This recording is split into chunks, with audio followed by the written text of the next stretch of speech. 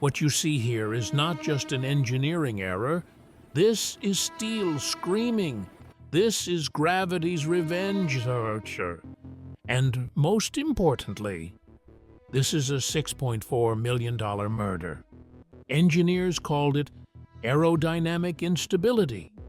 Insurance companies called it an act of God. But for those on the bridge that day, it had only one name: the awakening of the beast. And this awakening would lead to results that would leave everyone in awe.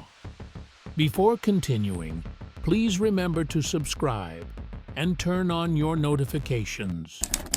July version 1940. On the misty shores of the Pacific Northwest, the United States was declaring another victory. The state of Washington had turned a long-held dream into reality. They had tamed the turbulent waters separating the city of Tacoma from Kitsap Peninsula. They had subdued the cold currents of Puget Sound. Opening day was like a festival. Mayors gave speeches, governors cut ribbons. What glistened under the sun was not just $6.4 million worth of steel and concrete. To them, it was a symbol of emerging from the darkness of the Great Depression. It was the ultimate triumph of human ingenuity over nature.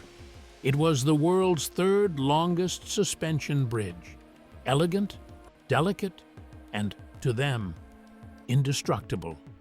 But those who cut that ribbon that day weren't actually opening a bridge. They were stirring a sleeping beast. The engineers thought they had calculated everything on paper: tons of steel, gravity, traffic load. There was one variable they hadn't accounted for: the sound of the wind, and that wind would turn this monument to triumph into the most expensive and shameful wreckage in American history just 4 months later.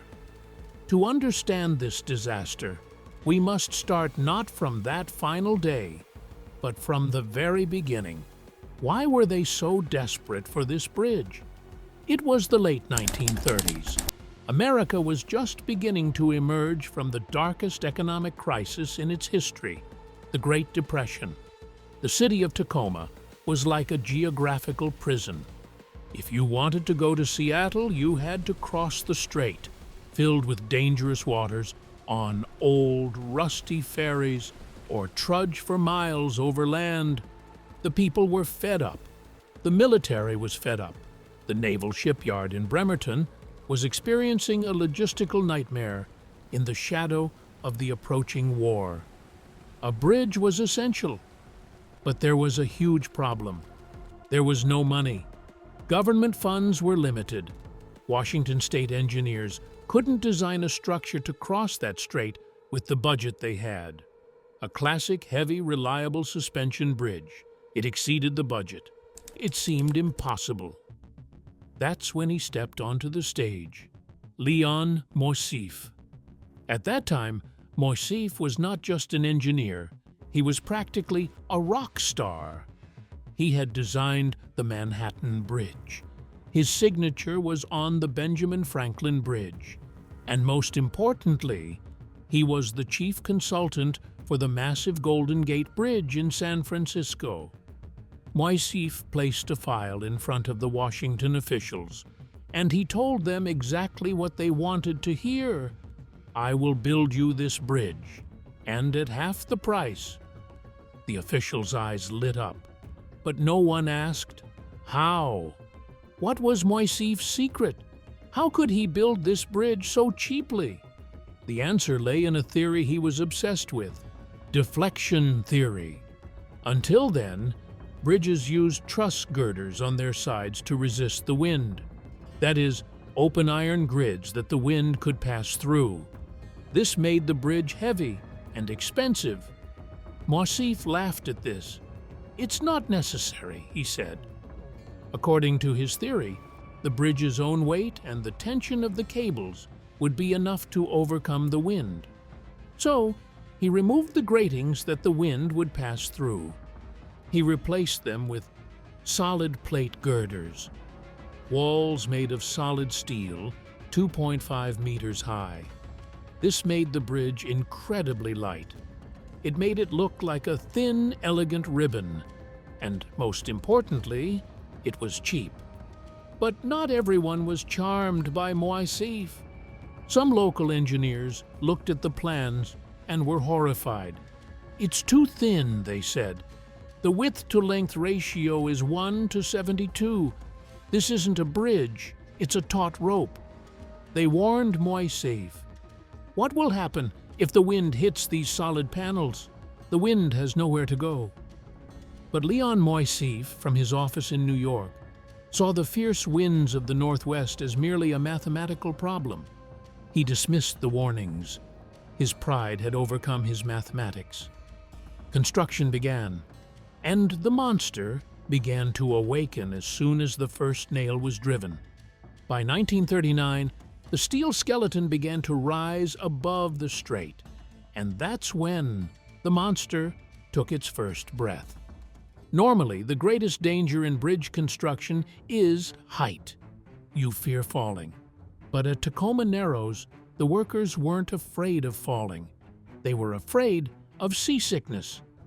A worker named Harold Green described those days. "We would fill our pockets with lemons on our way to work in the morning, because standing on that steel was like standing on a boat in a storm. Our stomachs would turn." Moisif's flexible design was working. The bridge was flexing, but it was flexing too much.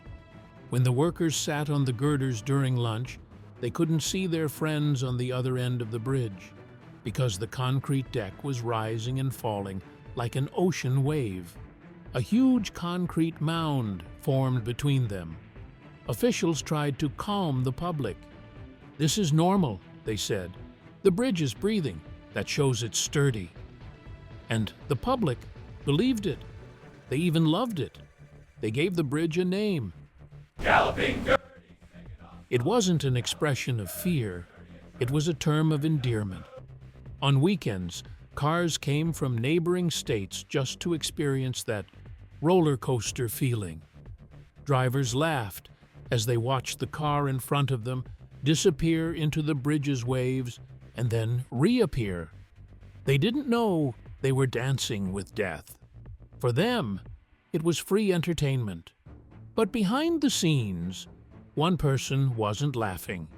While construction continued, one of history's biggest scams was being planned in a dark office in Seattle.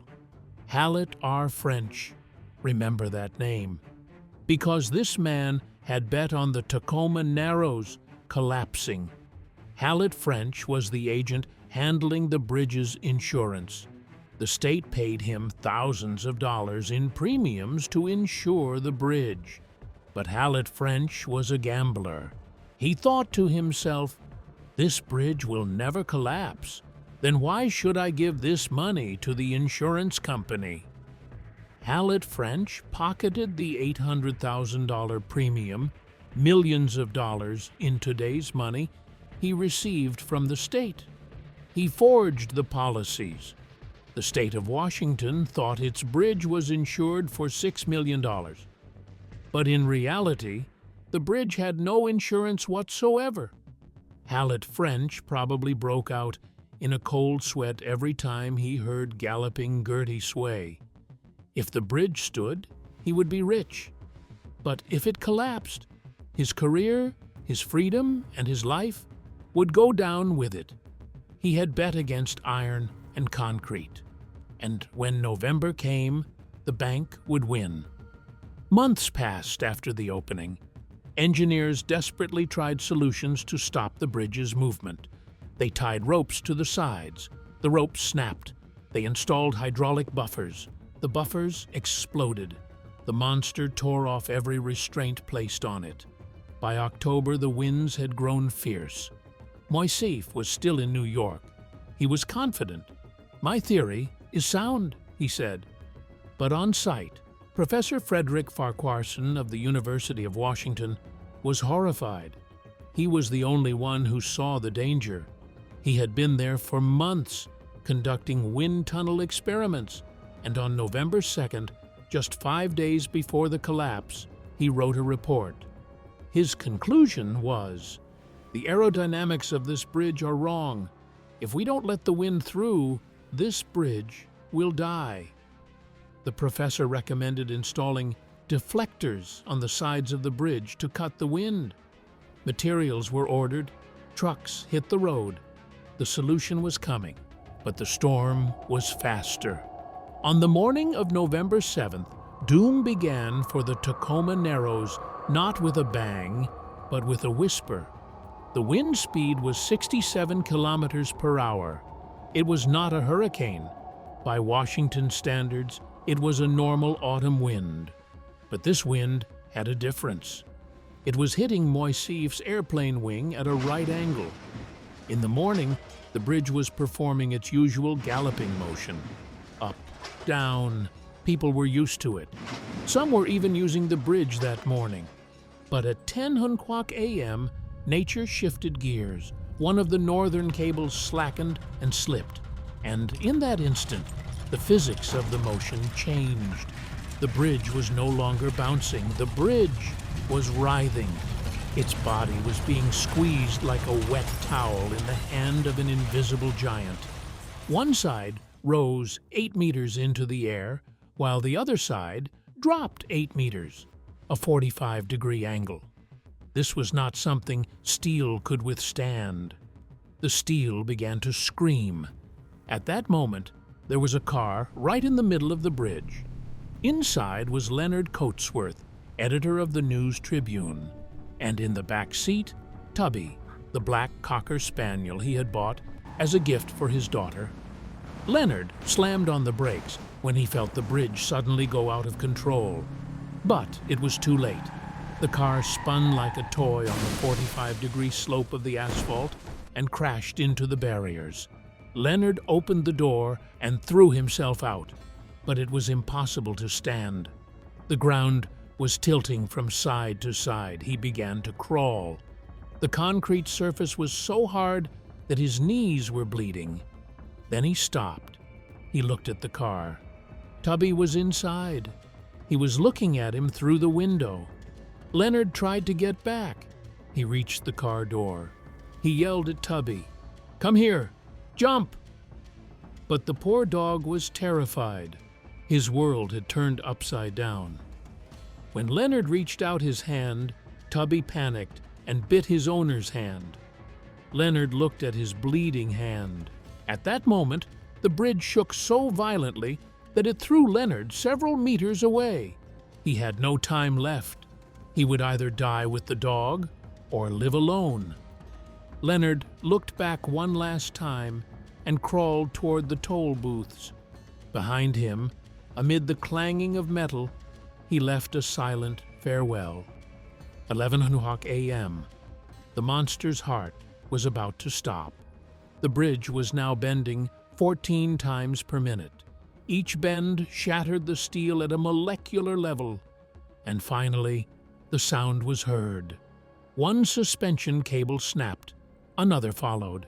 Steel cables shot skyward like snakes. There was nothing left to carry the load. The massive central span, 180 meters of solid steel and concrete, succumbed to gravity. Leonard's car, and Tubby inside it, sank into the cold waters of Puget Sound, along with the wreckage. America's indestructible masterpiece had lasted only 4 months. All that remained were the broken cables swaying in the void, and the foam disappearing on the water. When the foam on the water disappeared, only silence remained. But in an office in Seattle, there was panic, not silence. Hallett R. French, the insurance agent pocketing the premiums. The moment the bridge collapsed, Washington state officials rushed to the insurance policy. They thought it would at least cover the material damage. They opened the file, and they saw the shocking truth. The policy was fake. Hallett French had embezzled the $800,000 premium and left the bridge uninsured. The bridge was a wreck, not just physically, but financially too. French was arrested. His defense in court was pitiful. "I never thought the bridge would collapse." It was one of the most expensive gambles in history. Hallett French was sent to prison, but the future he stole never came back. But the real destruction was not in the steel and concrete, but in the soul of a man, Léon Moissif. When he answered his phone that morning, he didn't just learn that a bridge had collapsed. He learned that his own legend had died. The elegant mathematics he had dedicated his life to, the deviation theory, was buried in the waters of the Narrows. Moissif never regained his former prestige. The engineering world turned its back on him. Just 3 years after the incident, in 1943, he passed away with a broken heart and a ruined career. His legacy remained as a footnote in engineering textbooks under the heading, "What Not to Do." If you go to that strait today, you will see a new bridge. The new bridge opened in 1950. Solid girty, heavy, thick, open latticework, a structure that respects nature, allowing the wind to pass through. But if you stop your boat right there and look at your sonar, the monster is still there. The wreckage of the old bridge lies 60 meters below the water, too big and deep to be salvaged. It no longer carries cars. Now it is home to the giant Pacific octopus, the world's largest octopus species. Moissif's shiny steel has become an artificial reef for marine life. And somewhere in the depths of that wreckage, Leonard's car and little Tubby's bones are sleeping their eternal sleep. Tacoma Narrows taught us a bitter lesson. As humans, we can build skyscrapers, we can divert rivers, we can split the atom, but if we declare war on nature, nature always has the last word. America built a monster, and the wind killed it. This is American Behemoth. To awaken other monsters lying deep in history, subscribe, and remember, some things are better left buried.